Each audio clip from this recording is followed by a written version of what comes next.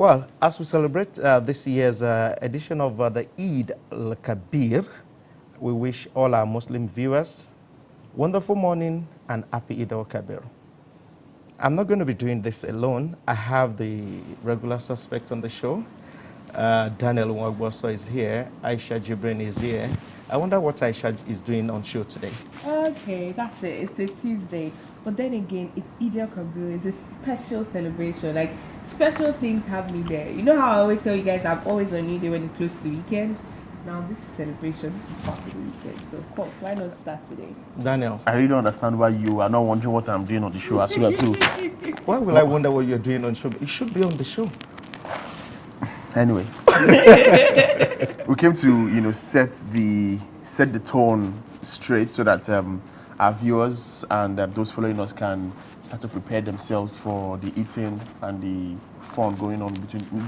Today there'll be a very good symbiotic relationship between the mouth and the tummy. Very, very symbiotic, very, very smooth relationship. And also, looking at the brighter side, there's also going to be lots of socialization today.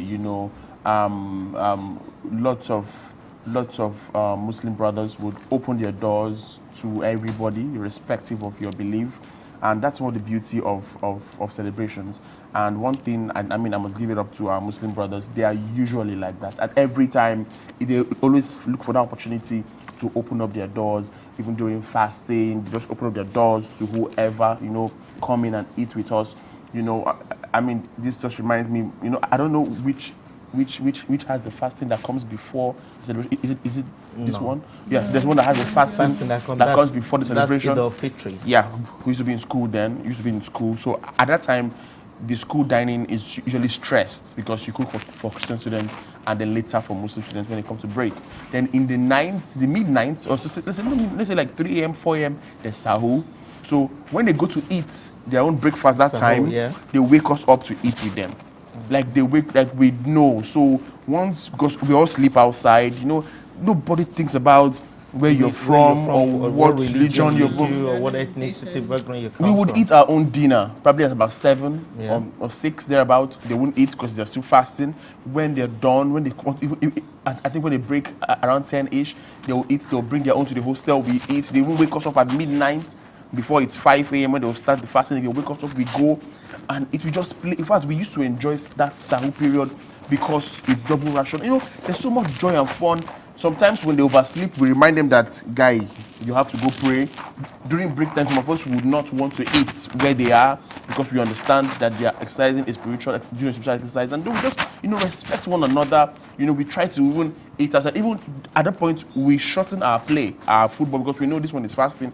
He wouldn't have to try to play the kind of football we do. So we'll shorten all of those activities because we want everybody to be along. And it's very fun.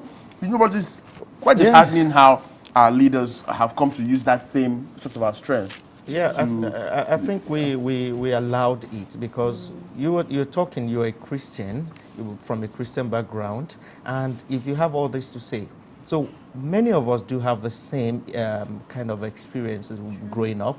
So at what point did we allow this to now interfere into our reasoning, into our thoughts, and into the ways we act towards people? I would say it's fanaticism that came to play, because that is just it. The fanaticism is when you believe that, you're the only right person, your religion is the only right one, and every other person is, a taboo and should not be associated with you. I'm from a Muslim background, so I grew up in all of this, celebrations. Like a time like this, if we're done cooking and everything, you get dressed in your best clothes, wear your hijab, and now start going, we used to call it yawo. You go from door to door, go and greet people, Baraka the Salah, they'll give you money. It was a family, it was a union. But when fanaticism got to the head, when you started feeling like, okay, this thing is something that it is my religion, you as a Christian should not be associated with me. When you start seeing a common man walking on the road, the common Muslim woman or man, I call him Boko Haram. Those are the things that, caused the divide. Those are the things that, marred the relationship. You can't just see a normal Boko Haram, a normal Muslim calling Boko Haram, because Boko Haram members, are of that sect. They are not representing the whole Muslim. I think it was when the insurgency, came at its peak in Nigeria. That's when the hatred started. They started hearing about, look at what we're going through right now, calling, the Fulani headsmen. That is not, it's supposed to be headsmen, not Fulani headsmen. Not every Fulani man is a headsman. Now, people have this hate, so much hate. It got to a point, I was having a conversation with someone, and the person said, let's boycott them. Let's stop eating their cows. Let's stop eating their, you understand, their cows, their meat. Whenever they bring the cattle to us here in the, other parts of the country, let's not eat it. Let's disassociate ourselves Even from to the them. extent some people like, okay, we'll stop eating suya. I'm telling you. That's quite funny. I mean, when I saw such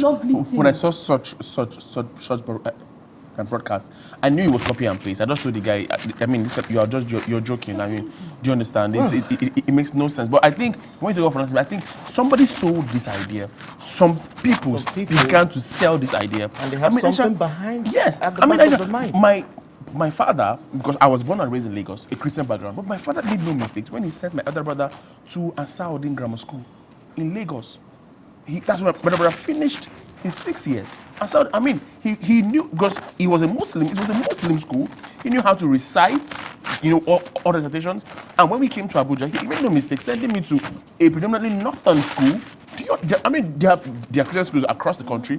I mean, it was that a deliberate attempt. Yes, it was that knitted together that we will be playing football and it's time for prayers. We will hold the ball. Our guys will enter the mosque. We'll wait outside and wait for them. It was that tight.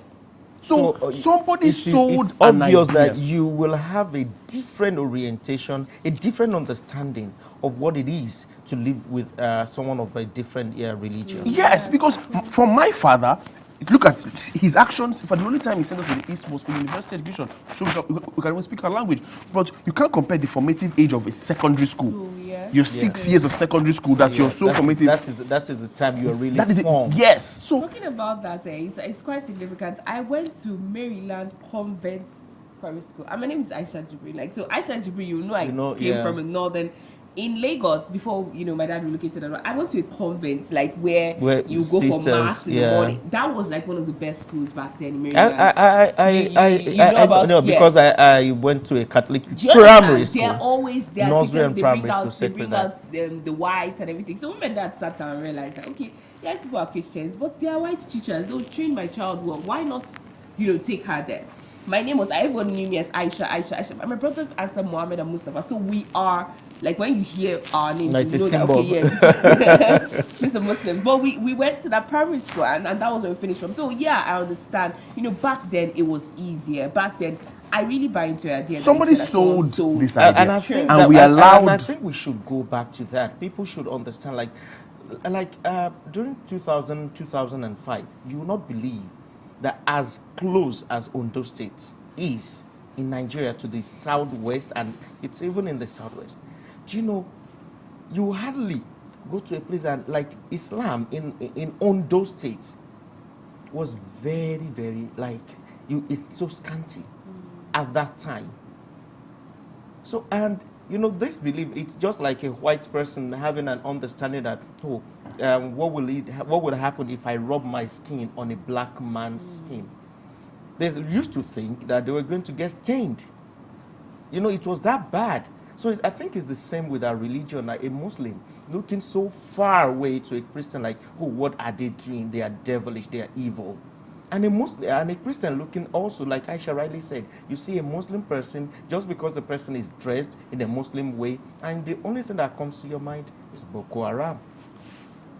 So I think that's a tool that divides us. I think, it's doing so much harm to us. After all, is it not the northern and Muslim attire that we rock as kaftan and our caps and look and slay in it? I think one of our colleagues, Mohammed, was going to pray some Fridays ago, and actually had to follow him to the mosque because I needed to buy some stuff from the guys who sell for the and we all dress like that and we slay in it, and then so if you see me because I'm dressed like that and I'm from the East, and you say because it's just like that he's a Boko Haram, I think that's a very wrong notion. And in order that some people sold this idea, so we allowed ourselves to accept. And also now that you're even carrying this Well, what is Eid al-Kabir? It's also called the sacrifice feast, and is also the second of two Muslims holidays celebrated worldwide every year. It is considered the holier of the two and honors Ibrahim's willingness to sacrifice his son, Ishmael, although the Muslim will call Ismail. You should have heard of that story. Yeah. We have similar stories also as Christians. Do you know that's the thing that amazed me That's the as thing a that still child. amazes me. That was the thing that made me realize that at the end of the day, it's Last, language. In my head, I just kind of felt, okay, Muslim is just the language, Arabic and all of that, and then Christianity is now English. I don't know, that's how I saw it. It's just how you call it, last. Do you understand?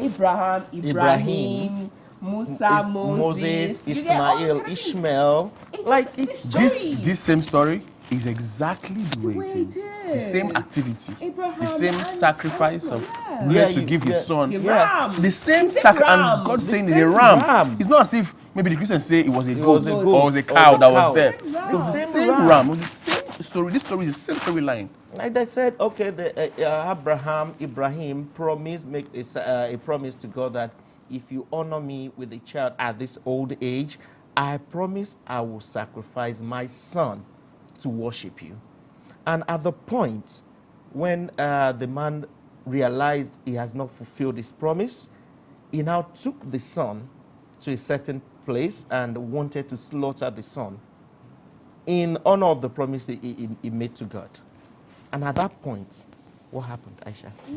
I think the son was said to have been replaced Yes. by the ram.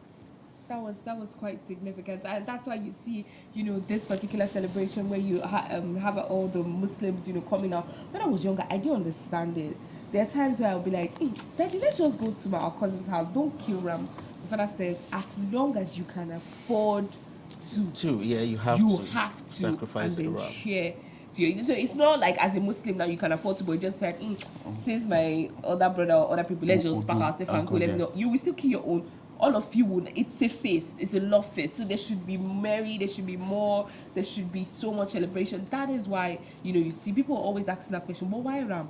Can you not kill chicken? Can you not kill goat? Level of ram movement in Abuja. People say that a lot. Even recently we did a report here on Boost Television where the prices of ram over the last week just was hijacked and all of that, because of course they know that it is needed. This is the season. You see people going to the market this morning. It happens. Yes. My dad does People it do sometimes. Whenever Last minute rush. This morning, people will still buy this ram. morning you buy ram. This kind of like, okay, after mosques and sometimes before the mosques, you see them in the butcher houses, the slaughter houses, trying to cut and roast the head. Like this is a Salah wonderful is time just- to be in the Islamic countries. True. I can tell you Yeah, something, because do you know what they holidays. do there? Like they don't share ram. What they do is they have a slaughterhouse. If I can afford 100 rams, I will just go there, put them there, they slaughter them, they hang them. And if you are poor, you think you can afford, whether you're a Muslim, be you Christian, be you anything, you come to that place, you pick whatever you want. You can even go as far as taking a whole ram, because they are there. That's why So the real essence of this celebration is not for, it's love. Sure. That's what people need to understand. It is love. It is a feast of love. It's for sharing. Because most times when you even kill a ram, you end up eating nothing, not up to 20%. I mean, yes. If you get a- Even you and the immediate family. No, how you many? shouldn't even. Because it is meant for you to share. Yeah, true. Whether cooked, uncooked, or it is meant for you to share. Very true. I So, will say that yeah. too. When I was younger, I could remember I was telling my dad, because he's the primarily Muslim. I'm like, let's keep this ram now. Let's be able to eat it 2 months. And my father said, what? Go and fry everything. Go. In my head, you do salad today and tomorrow. There's no meat in your house. That's the It truth. used to annoy me when I was younger because I did not understand. That's I'm the truth. I expected us to stock the freezer and we'll be eating it for the next No. how many months. But he made me understand that you're not supposed to. You're supposed to give. People are coming. They tell you they want to eat something different. He's telling you to go and cook that something different, and you're bringing it to them. After salad the next day, you'll be like, but we bought a whole ram. That's what No, he's the saying. truth is, like second day or the third day to Yeah. a seller, you hardly find meat in Muslim's house. I'm telling you. Like, I can tell you. Because it's meant to be shared. Shared. So, and that is shared. a doctrine, that is a principle, that is a practice. That's how it should be done. And I think we all as Nigerians, we should just like take a lesson from this and know that whether Daniel, Aisha, or Shola, we have the same blood, color flowing in our veins. We are human first before we attend to any religion. So why can't we just live in peace, harmony, and love? Daniel? Basically, I mean, it's really heartbreaking, you know. And the thing is, when these people come together and they sell such ideas to us, they make it look like we won't move forward as a people or as a country if we hint a reason for this dispute on this matter. Do you understand? I mean, why would somebody think that if I don't patronize the man selling suya, or I don't patronize the Fulani man who's selling cow, and I would hamper his business? Come on. I mean, but you're forgetting that medically, let us even leave the fact that he got medically, you need to balance your diet. Yeah. You understand? You need the milk from that cow. You need the meat from that cow. Those who do shoes and stuff need the the skin from that cow. You know, those who says so. It's a myopic. It's a myopic thing, and we're selling these things gradually. Now imagine the kind of experience we had. We cannot say the next generation would have such experience because this whole thing started as we grew older. And if not that some of us still have, like I went for a conference, and in that conference, one of the very good persons I had as friends is Nimatullah. He's a Kano boy. I had to call him this morning to wish him. We had similar ideologies on a couple of things. And he was shocked. He's one of these Muslim guys. I can't believe this guy has kind of ideology. And I said, no, it's black and white. It's just true that our leaders have tried and have somehow succeeded. So they've succeeded. No, it's not somehow. I can tell you. Succeeded in selling this to us. Succeeded. Because if you watch it, the house of the Sultan will be open to whoever. The house of the Emir of Kano will be open to whoever. They ain't gonna ask you, are you a Muslim? Do you understand? What's your name? Are you John? One thing I want us to remember quite significantly, just yesterday also, the man that Muslim Alpha who saved over 300 people. He was actually, awarded in the United States, and commended for that particular feat. I want us to look at that man, today and reflect. That is an embodiment. You see, even the white people are celebrating. You should understand the significance of what he did.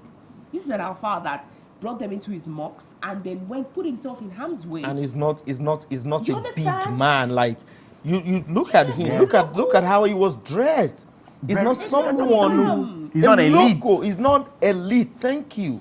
A local man. He saved these people, and look at how he's been celebrated. Over 200 so I want people. us to look back at that and be like, 300. I'm like, look at this and realize that for this man to be celebrated this month, you saw what happened to that Nigerian who was in France and picked up that one child. Yeah. And then this man saved from a different religion. We're not even talking. These are people that are seeing humans first. Yes. That's seeing the sanctity of life. They're seeing life first. They're not seeing and this is other. You need to remember that this is someone who should be angry that they are calling Fulani the herdsmen. Exactly. Because if you want to look at it that way, it would never balance. You can never balance it. If you want to say, okay, every Muslim person is this, or there's a video clip, I must talk about. It was trending sometime last week of Trump. I don't know if you saw it. He was giving a speech somewhere. He was standing somewhere, and then he just said, "Allahu Akbar" at the back. If you see the way they were using it for fun, that kind of like Trump is scared. But the fact that they associated that to terrorism, yeah, Allahu Akbar means God is great. It actually got to me. Like, I watched it. It was supposed to be a funny clip. Like, but so Trump said they fear. That was what it was. That was the message because he was giving. So the moment you hear Allah Akbar, everybody feels, something bad is about to happen. All his security apparatus just gathered him, and they were trying to block and trying to before the clip cut short. It was a very short video. And I sat down. It was funny at first, because the person I was showing was trying to make me see the fun in it. But then I thought about it. I was like, Allah Akbar is not why. How did we get to that point where it's just like me saying God is great and you start to get scared. How did that word start, being associated with terrorism? It's so sad. A sect of people, the uneducated, the uninformed Muslims decided to be terrorists. Doesn't mean the whole Muslim, clan or generation or people. And it's all about, I want to say something, it's all about the reportage. I will tell you that. Because, we're quick disseminating such information. Like we are very, in fact, you will even spend money to do it. Look at when we had this this man from the Mayeti Allah. The man was just like, how on earth? Even when all the things happen, like look at the story of Benue, when they said Reverend Father was killed, people like Fulani herdsmen. And the people that were actually arrested for that singular act, Benue people. were Benue people. Yes. No Muslim among them. Benue people. Not even a Muslim. Not even a Fulani man, not even a Hausa man. Someone was like, that True. man said someone was actually working on the narrative. They Exactly. were trying to, twist. And divide that us. has come to stay in the minds of those who do not follow up the story. You see one thing about follow up. Do you know not much people know about the arrest? Everyone knew about the The killings event, yeah. and Father, how the mass burial, the fathers yeah. that died. Not much people knew Went about to follow up. the arrests that were made. Not much people, I can tell you, have the information that, it was Benue people that were arrested later. It was not like I really, it's actually the reportage. I really key into that because the way they, took the horn of, so people died in Benue, there's a mass burial, they killed fathers. yeah. They didn't toot that horn in. That seemed like to say, we have arrested these people. And these are the people that and put did a it. face and a name and, plaster Exactly. it, the way it's supposed to be. Look at that time when Boko Haram came and Shekau and all of that. You go to parts of the city center and you see a signboard. I don't know if you saw that. Yes. With their different faces. Yes, and their 100 different- people Yeah. declared wanted. Boko Haram. Exactly. So why did we do that? How many times have you seen those faces on our on social media, on our regular, Yes. that these people are terrorists, we're looking for them? You only just saw. You wouldn't say only it. just saw turban. You only just saw men wearing kaftan. You only saw every Christian passing by could just see Muslim. And Yes. the You truth just see is, Islam. And no clear it's just face. like when you go to Israel as we speak. A Nigerian, for the first time, go to Israel, you think Israel is a Muslim-dominated country. Yes. Because of the way they dress, because of their beard, because of everything. And they are I constantly watched, I militarized. watched a video that really, really just calmed me down yesterday, and it's from the United Kingdom, and the guy just came out with I think he put a placard beside him, and like, I'm a Muslim. Do you trust me that I'm not? But everybody believe I'm a terrorist. But if you trust me, come hug me. And you will be amazed to see the number of people, white-skinned, that just went like, like all Muslims are not terrorists. In fact, Muslims are not terrorists. I wouldn't want to say all Yes. Muslims are not terrorists. True. It's just like catching a thief and like, okay, what's your name? My name is James. Oh, all Christians are thieves. It really doesn't add up. It doesn't add up. Using one person. Look at, and I want us to look back. Look at when the crisis, in Niger Delta, the militancy and all of that happened. I don't think it was a religious. Why didn't they attribute? They didn't To attribute it to Christians. a religious. Yes. Why do that now? This, like you said, are leaders that are trying to just. To They divide have us. politicized everything. Everything. They've They'll tried tell to you- make very selfish and personal gains Out of from it. all of these things. And what we expect, like you said, maybe the uneducated or the uninformed Muslim part of these people are trying to do this. What we expect is the informed, the educated, and the enlightened Christians and Muslims to come together to fight this particular force that's trying to bring a divide. It's not about whether it is. I mean, it is also. I mean, funny to note that with all the riots in some of these northern states, there are some churches. I was shocked when I heard this. There is a particular church in Abuja that run in the evening. Has a very young pastor. His dad is actually a senior pastor, also like an experienced man of God, based in Kano. They said with all the crisis, with everything happening in Kano, people run to his church for sure. That's they don't near his church. That is a church in the heart of Kano. They don't near that there are churches like that in the north, that these leaders have a sweet relationship because probably they've known these people, they grew up with these They people. grew up together. They've grown in Kaduna. You hear all these crises. There are places they don't want to go to.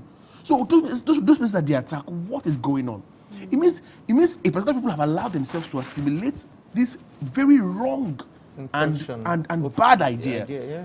And some people are saying, whatever you think, whatever you say, these people are our brothers, who protect their properties, who protect their worship center. We are one Even in at this the place. height of the Boko Haram that time during the 2013-2014, We heard stories, we saw pictures, we saw videos where Muslims will guide the Christians on Sundays Yes. to go Yeah. to finish Exactly. their Sunday masses. Yes. And most Christians Yes. will do that on Friday Go and guide. and guide the mosque process on Friday. The question is, what happened to those communities or those places? No, the question should be, how far were they reported? True. Very true. How many of those clips would It's you what we get see. on social media? Do you know, I realize that it's what you see that angers you. If you turn on your It is. television and then you see, It is you the- know, it- this it kind of thing, is. you're angry as a person. You're feeling. I was It having a is. conversation with a colleague one time, and you know, we had the report of what that period when the Benue crisis, you know, was happening, and the things she was saying. That if she sees a Muslim man, she'll do this, she'll do that, she'll do that. A house man, and I just realized how so much hate got into her from that clip that she watched. So it's what we're seeing. It's our mind. It's a mind. You know, this thing is a propaganda.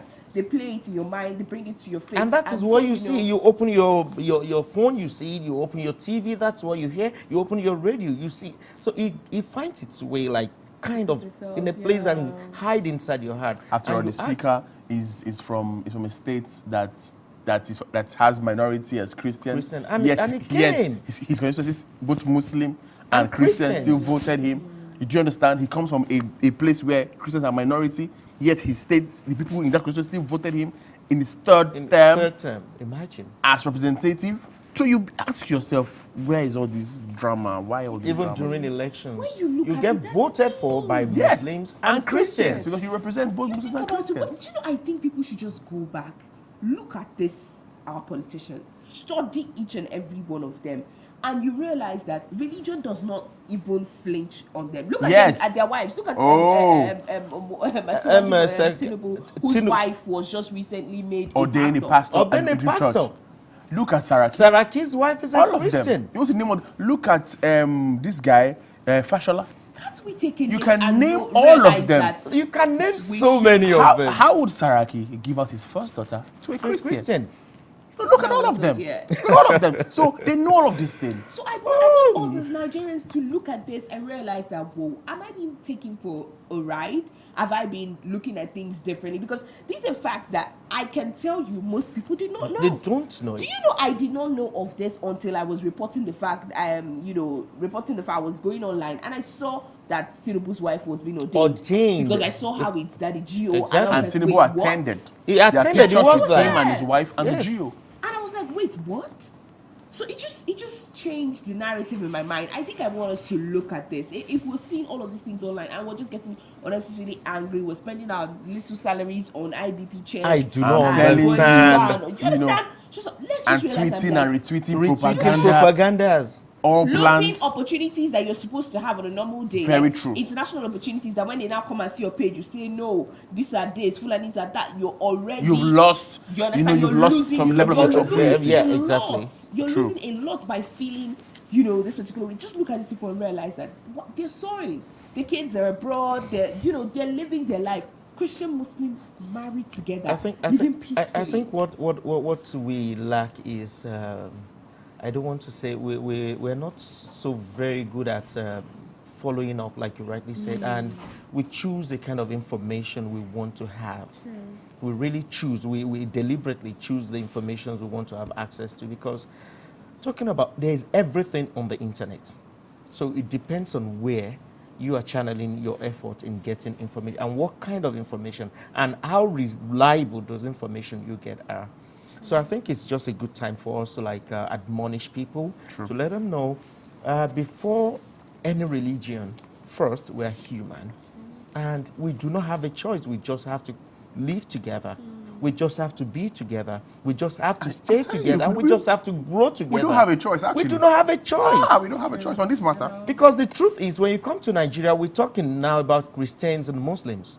But when you go to China, even the two major religions that we talk about in Nigeria are not even considered as minority. I'm there. telling you, When you go to India now, go to Bangladesh, the entire Asian you get what I'm saying. continent. So it's about exposure, it's about information, it's about knowledge now. It's about what you choose to learn. Because many people, I wonder most time when I see youth, and all they do is they do Facebooking, they do Instagrams, they do, you do, and when some of them, when you get to the kind of people you follow really determines and matters, because it determines what kind of information you get. You'll be shocked that I asked someone who is up to 30 years of age when Kofi Annan died. And who is Kofi Annan? I said, no, I don't know. How on earth would you not know Kofi Annan? I grew up hearing the name Kofi Annan. And the man died, and 30 years of your life, you do not know who Kofi Annan was. But if there is a propaganda to indict So it tells you, group. it tells you how and where we channel, where we get our information, and what kind of information we get. I saw you yesterday. You posted a picture. I'm seeing it, and I'm checking again. What picture is it posting? Is he wearing the same shirt? Is he wearing the same shoe? Oh, it's the same wig you wore last 2 weeks. You're still wearing. What kind of attention are you paying to something that is, I want to say, insignificant? And if you look at that picture, maybe the caption underneath it is one very strong message, something that if you had read, would have learnt probably a new word. Yeah. Or so, like you would have taken something home. But no, hate. Oh no, this is this, you know, and then you laugh. Yeah. And then you now do Twitter VR and The next thing you retweet, to the wrong yeah. the wrong things, make the wrong things trend. Go online, go on Twitter and see the things that are trending. It would amaze you. It would amaze you. You have to take your time as maybe a political analyst or something to make a political statement trend. Aisha, you have to invest in it. the news broke like over a week now about some Nigerian girls that won an award. Sure, they represented us. They represented Nigeria. They won. But if I ask now, 10 out of 100 Nigerians don't know. In fact, 90 out of 100 don't know. Exactly. You understand? Nigerians are going to represent the whole of Africa in this cyber tech thing. Yes. How many people? How much are they celebrated? When a child wins a cowbell, mathematical, whatever, and go and maybe get paid like 50,000. And someone is winning that's the thing that came to my mind. Someone is winning a social thing and gets 45 million. A social thing for doing what? For doing nothing. Living in a house for 3 months. And you have a genius who had cracked what had not been cracked in how many years, and you give 50,000 naira of training, not even to say okay, scholarship to university level. So it tells you what kind of future we're building in Nigeria. True. It tells you what kind of things we should expect. Because this is what you celebrate is what is important to you. I was, let's talk about, this reality programs, Robert. I listened to someone and that actually struck me. The person said she came to the house to give herself the platform to forge ahead. She had a career path. She was just coming there to, know me. She didn't come there to like win or anything. Just know me, let me be in your face. And now she's using that too. Is that what we're supposed to be thinking about? Are we supposed to make our kids feel like, we have to until you get there, expose yourself, sort of controversy, and some blah, kind blah, of social blah. controversy, then people will now listen to you and now take you as very important. Bisola was not known until she got to the house. She now went to represent in one Nigeria. She's United Nations. And I was amazed. Do you know how many first-class students? Do you know how many? Exactly. Could have spoken. And she is now taking something that is supposed to be distasteful, if I may say, to now be a champion of a campaign. Yes. You have a child when you're supposed to be in school, and now that is what we're celebrating. What means will you tell the child to use to greatness? To greatness. Do you understand? It tells you I was seeing the news online about a Chinese boy a 10-year or 11-year Chinese boy that hacked a website, and instantly Apple gave him a job. Apple said they would sponsor him up until university and keep him. I just told you about Nigeria. Do you know what they did? What the guys cyber whatever thing? The Nigerians got first position, second position in the whole of Africa for hackers. As in, it's a legit hackers. It's a competition. We don't look at ourselves. Those guys will go and come back, and nothing will be ahead of them. But the moment at the end of the day, but we don't take those people as important, so we don't have that industry here. Do you know the people that will employ them tomorrow? Apple, Apple will take Google, them. BlackBerry. But you understand? You All will those see people. them working in these Well, organizations. You we hear have a Nigerian first designing for Ferrari. You Exactly. can imagine. A Nigerian designing for Ferrari. Okay, I saw When I read that report, I was shocked. I'm Telani, telling you.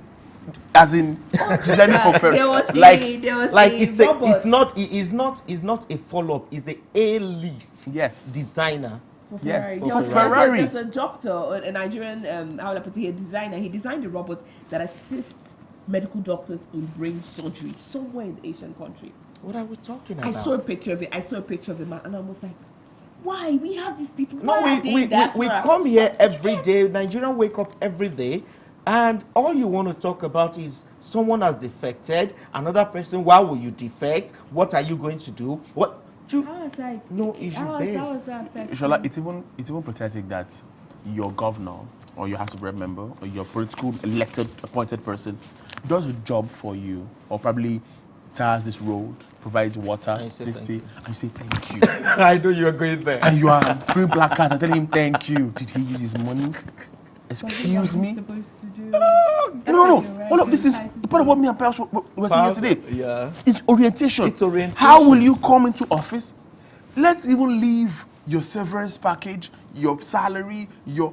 Thank you, guys. Please, I don't know if you saw the news yesterday. The newly sworn in Pakistan Prime Minister, Imran Khan. Go check that story. Imran Khan. As he came into office, he met a presidential villa, a villa of over 500 rooms. He said he's not staying there.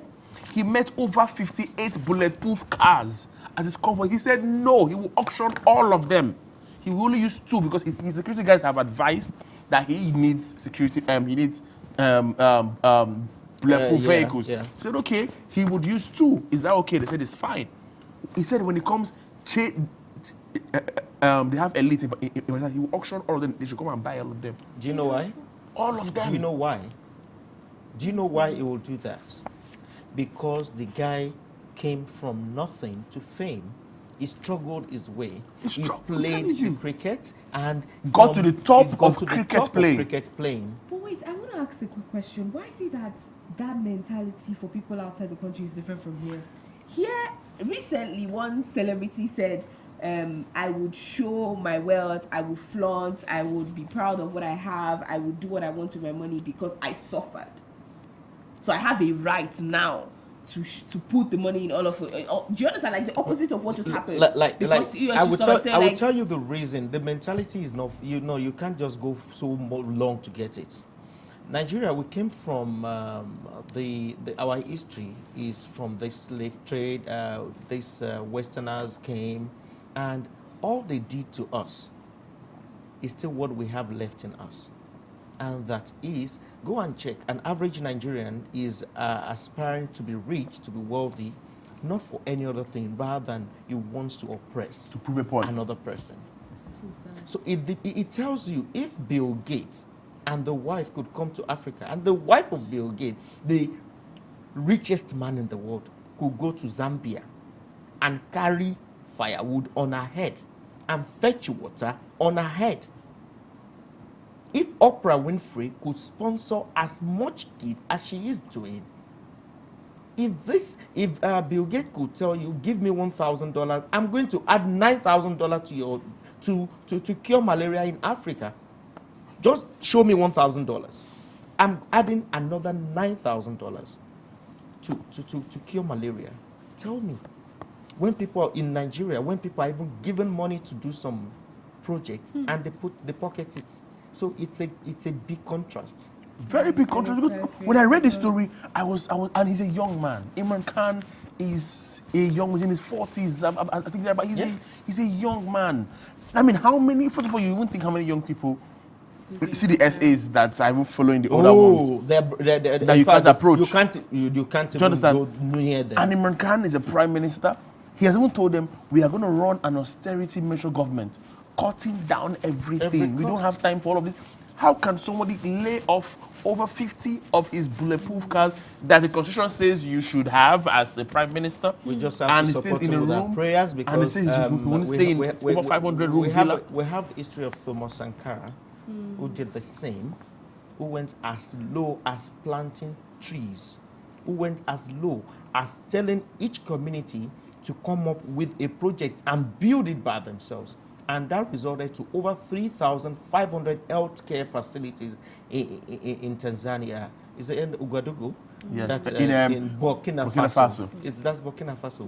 The man went and by himself and help of other countrymen laid rail for the country. He went, after his appointment, he went to the first cabinet meeting on a bicycle. But what happened? His closest aide murdered him.